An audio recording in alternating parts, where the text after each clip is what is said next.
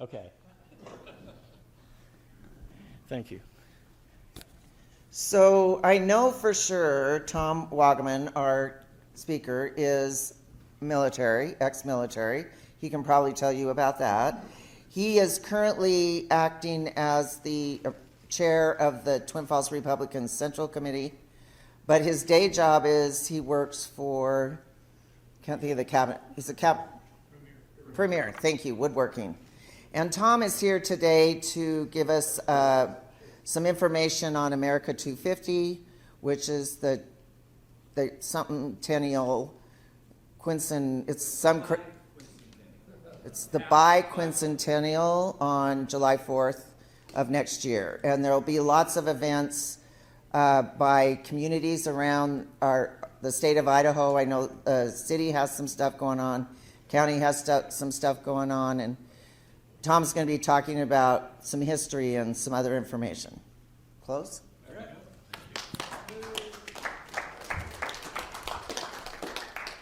You want to stand behind the podium or do you want to walk? I can just walk around. Okay. All right. Thank you very much. I appreciate the opportunity to come here today and talk to you a little bit about what Idaho is doing for the 250th anniversary of the founding of the United States, our semi-quincentennial, so half of 500 years is the idea behind that. I've also heard it called the supercentennial by some folks that are trying to get that to stick. But essentially what we're celebrating is the founding of the United States. We're celebrating this document right here, July 4th, 1776. It'll be 250 years since that date coming up. And I am old enough to remember when we had the bicentennial. And in fact, this right here is something that I made when I was 7 years old. Now, this was a few years before the bicentennial, but you'll see here it's a little Revolutionary War soldier. As I look back on it, I am interested about how good I was at getting the bands on the French Charleville musket and a few things like that. But you have to understand this is a time before the internet too, so we had to work from pictures and books, things like that. But the actual assignment was to make George Washington, but I ignored that part. But anyway, I think that we have right now a real golden opportunity to come and understand a lot more about our history and what it means for us here in the United States and in the world, and to teach that. So we are looking at a really interesting time, the 18th century and the American Revolution. And I have here a quote from John Adams to Thomas Jefferson sometime after the war, where he says, "What do we mean by the revolution? The war? That was no part of the revolution. It was only an effect and consequence of it.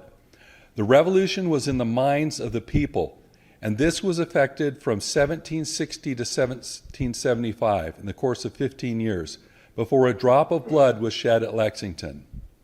The records of the 13 legislatures, the pamphlets, newspapers, and all the colonies ought to be consulted during that period to ascertain the steps by which the public opinion was enlightened and informed concerning the authority of Parliament over the colonies."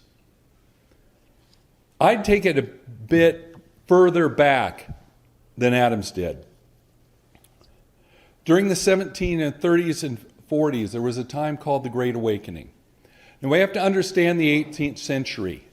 This was a time never before in history when people were this connected. There was this really amazing information technology that existed, where at the simple turn of a page, people could be transported back to ancient Rome or Egypt, or read the writings of the ancient Israelites, or they could read writings from across the ocean and around the world. Never before had anyone had information access like this. This amazing technology that they were in possession of is called books. Maybe we've heard of them. A lot of the kids that I talk to, they don't really know what those are. But the idea is that they had access, and they had enough access to that information, and enough reading was prevalent in the colonies. In fact, we're pushing upwards of 90% and 95% literacy rates in the cities in the colonial period. in the U.S., the colonies, the 13 colonies that would become the United States, substantially lower in other colonies up in Canada and in some of the former Spanish colonies that were British colonies, and that's why we weren't able to get them involved in the Revolution. They weren't reading. One of the first things that people started reading was the Bible. And they found things about their current political situation which were quite interesting. It's not real friendly to the idea of having a king. And we had, at that time, during this time, we had sermons like this one here, which is a real friendly sounding thing, Sinners in the Hands of an Angry God by Jonathan Edwards. But there's some key concepts that came out of this time that would have real impact on the founding. And that was that as they were reading the Bible, they found out that salvation was an individual responsibility, not a collective responsibility. And so you didn't just get to put it off on your minister or your pastor, that you actually had individual responsibility. This is also why we have such a high literacy rate, is because this is the period in which we get public education. In Massachusetts colony, they wanted people to be able to read the Bible so they could hold them accountable and come with all kinds of tortures and punishments for them if they transgress those laws. But the idea that it's an individual responsibility is very important to the founding of America. Then we have this book that you've probably never, one of the most significant books prior to the Revolution that you've probably never heard of. These are letters from a farmer in Pennsylvania to the inhabitants of the British colonies. A great short 18th century title. They don't run on at all in their titles. But this book here is very significant. This is a compilation of newspaper articles that came out beginning in 1767 by John Dickinson. One of the few attorneys in the colonies that was actually trained at the Inns of Court in London. And so he was very concerned about, when he's writing this, he's concerned about the Townshend duties. Now, he'd been part of the Stamp Act Congress, and the thing about the Stamp Act was the Stamp Act impacted two groups of people in the colonies who you probably didn't want to annoy. That was the attorneys and the printers. So you get the attorneys and the newspapermen mad at you, you've got a problem. But what he saw is he saw the same threat that they saw in the Stamp Act happening in the colonies with the Townshend duties. And so he was very concerned about this, and so that is why he wrote letters. Right here is what got everyone so concerned about that concept of taxation without representation. The idea that to be taxed, we had to have a part and a say in that, because the Parliament would simply keep raising the tax. These were small taxes at the time, but what they were concerned about was a precedent, that they would keep raising taxes until it became an enormous burden, and the great quality of life that people experienced in the colonies would go away. So John Dickinson, the most famous man, he was probably one of the very first celebrities. That book there was reprinted in London, and actually has in the London preface, the preface is by Benjamin Franklin, who was serving at that time. But very significant book, but most of us haven't heard of it until this pamphlet came out. This is Thomas Paine's Common Sense. And this is what drives us towards this. Now, we'd had a period, we were actually in a hot conflict at that time. April 19th, 1775 is when the war part began. But in 1776, that is when we realized that reconciliation with the mother country probably was not going to happen easily. And that was when, well, it was in October, but you got to remember, it takes a while for news to get to the colonies. So 3 months later, the colonies received word that the king had declared the colonies in rebellion. Up to this point, the colonists felt that their argument was with Parliament, not with the king. But at this point, they find that reconciliation is not an issue. It is probably not going to happen.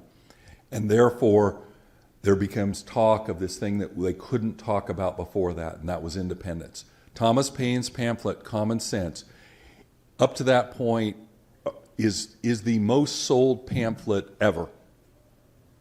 It is printed. He actually does not take royalties from it, which is a very difficult thing to do in 1776.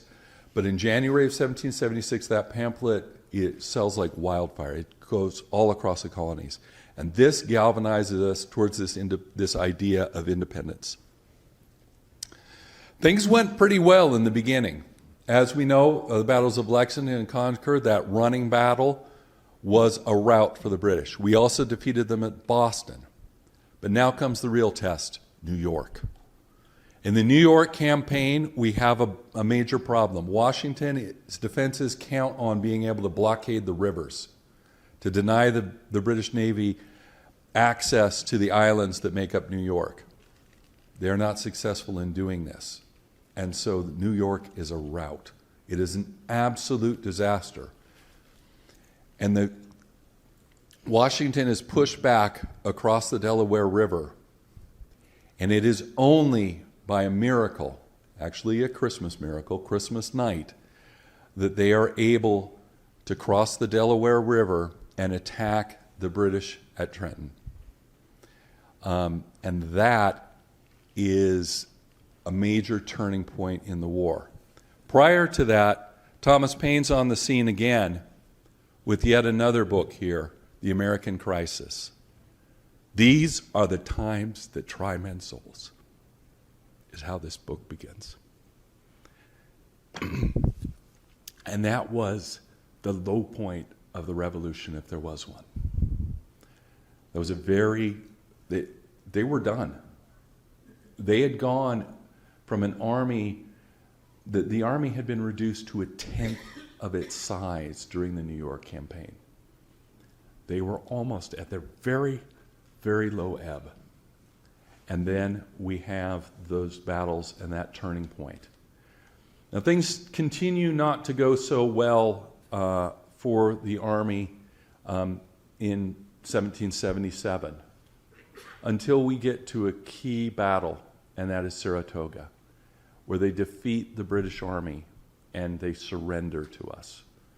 And that forms a turning point when we can actually get allies.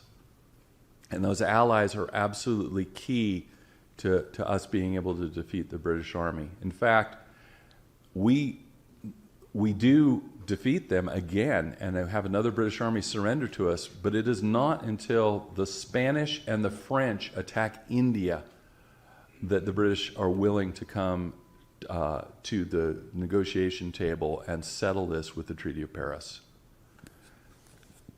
Also, we've all heard of Valley Forge, 1777, 1778, and we've heard about that being a time of suffering. It was also a time of training. This book right here is the result. Anyone that's been in the military or the Army has probably heard of the Blue Book. Notice the blue covers? This is a reproduction of Baron von Steuben's manual for training the American Army. We are able, at that point in time, to train a professional army that is capable of defeating the British Army, going toe-to-toe with them with what the British call the national weapon, the bayonet.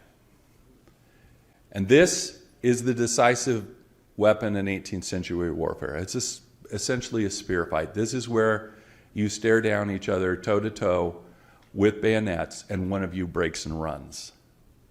And so the Americans learned to keep the bayonet on their weapon. In fact, some regiments actually solder them to the muzzles of their weapons, which doesn't really help with aim.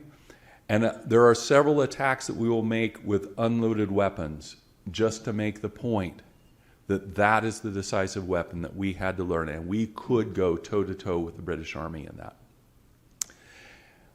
This professionalization of the American Army and their ability to now stand their ground plays out. the last battle that we would have in the northern campaign, the Americans are able to defeat the Brit. Well, it's really a standstill, but the British quit the field.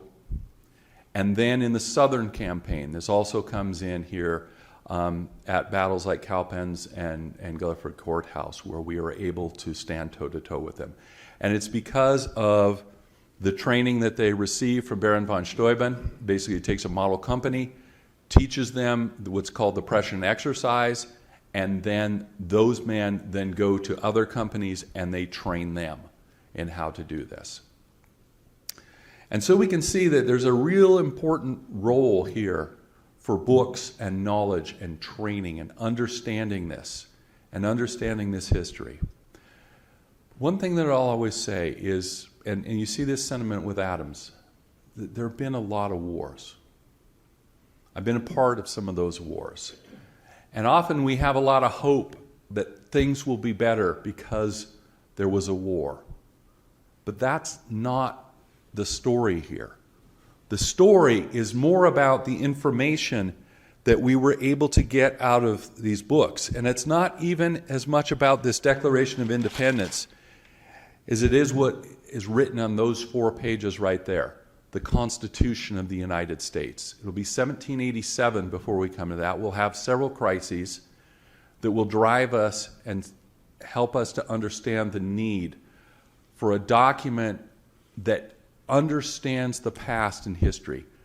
James Madison, in preparing for the Constitutional Convention of 1787, begins what he characterizes as the study of all governments of all time.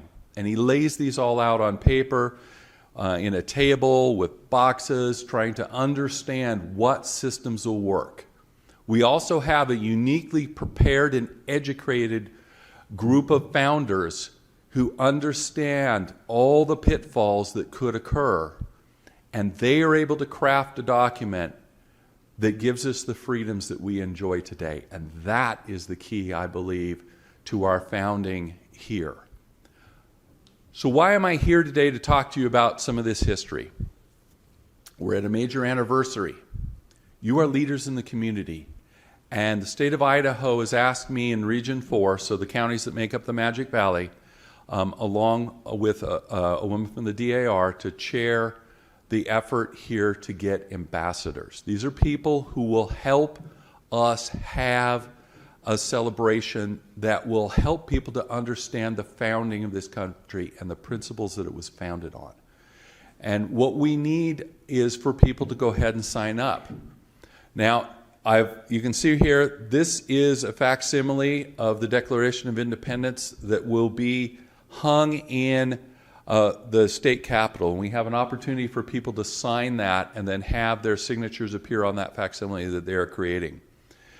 We have the opportunity to sign up as an ambassador, and not just as an individual, but as a business. I got this morning. It's something I've been trying to get them to get to me. Our business is now signed up as a business ambassador. So anyone that has a business there, you have the opportunity to be a business ambassador. Now at this point, what are we trying to do with the ambassador program? We are trying to spread awareness of the fact that we are coming up on this major anniversary here in July of next year. And we want people to put on their thinking caps, get creative, come up with ideas. And so what the state of Idaho is providing is basically an opportunity to receive emails and information on all the events people are doing, and for other people to post those events on this website so that people can see the events that are going on around the state. They can volunteer to participate in them, they can be a part of them, and they can sponsor different types of events that will occur during this period here. I'd really like to see a lot happen in our schools. You can see the impression that this made on me as a young kid and has continued to be a part of my life up to this point, as a real interest in this period. And I hope that we can have that opportunity to go ahead and look at that and take the opportunity as leaders in the community to find ways that we can help to create an environment next year that will really be something that is at least as good as the bicentennial was, if not better. And with that, I really appreciate the opportunity here to come to talk to you. And if anyone has any questions or anything, I'd love to do it. Yes? What is expected of ambassadors? So, funny you should ask. I have here a whole bunch of ambassador button kits. Essentially, and these are for the junior ambassadors as well. But essentially, an ambassador's job is we want to sign you up on a list so that you can receive emails from the state. And then it has a little card right here that talks about that and tells what the responsibilities are. But essentially, it's to build awareness at this point in time. So what does an ambassador do? Spread the word about the America 250 in Idaho celebration. Identify Idahoans who would also like to join this team, and direct people to the America 250 in Idaho website for more information. We have individual ambassadors, city and county ambassadors, local ambassadors, business ambassadors, school ambassadors, that kind of thing. What we're trying to do right now is to build as much awareness as we can. So you'd be on an email chain right now receiving information about what's going on in other parts of the state to stimulate those ideas. And then we would ask you to just help to build awareness and to be there when the volunteer opportunities arise at different events that are occurring within the state. So there's some information. And any, yes, go ahead. I wondered if you, probably you did, but Idaho PBS is doing the American Revolution. Right? Yes, and that's part of. It's a fantastic Yeah, program.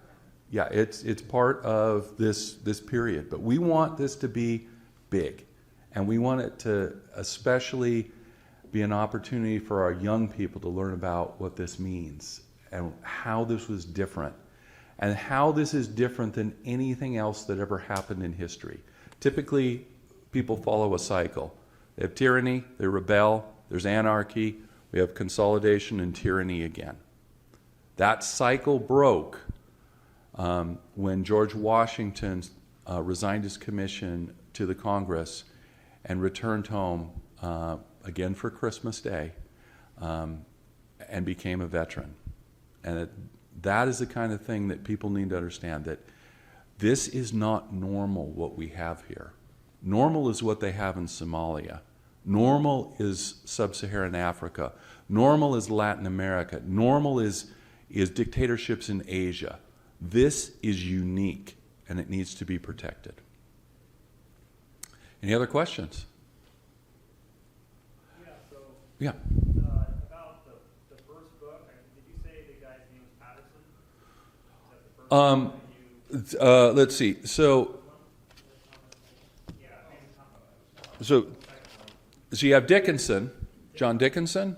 yeah, so what, yeah, that's the one that's the one that everybody kind of adopted, right, as the go-to. Dickinson, during his time, was the go-to guy.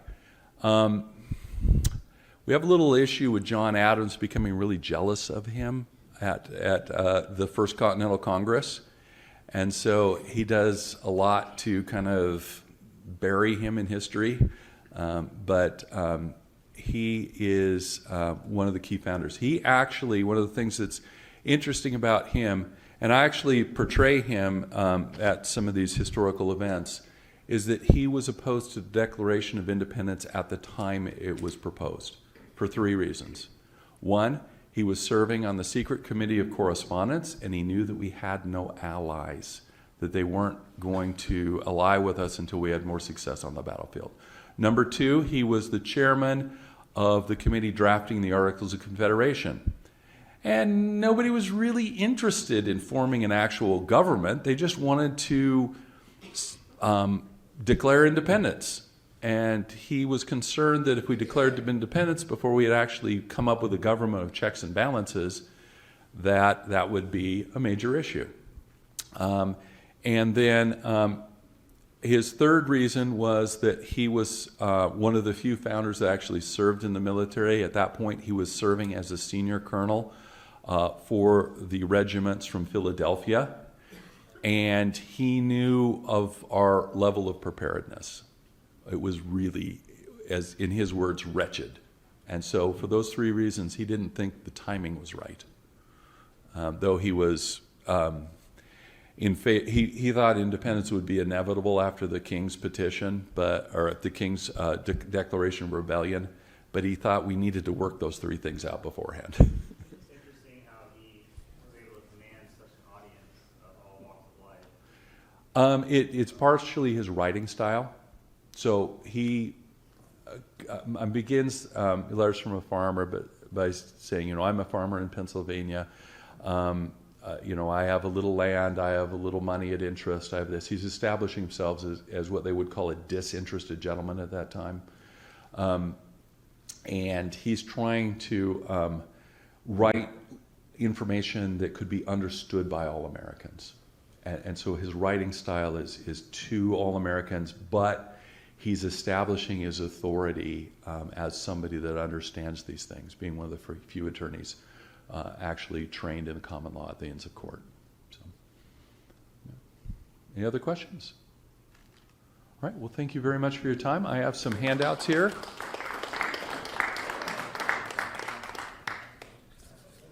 All right, thank you, Tom.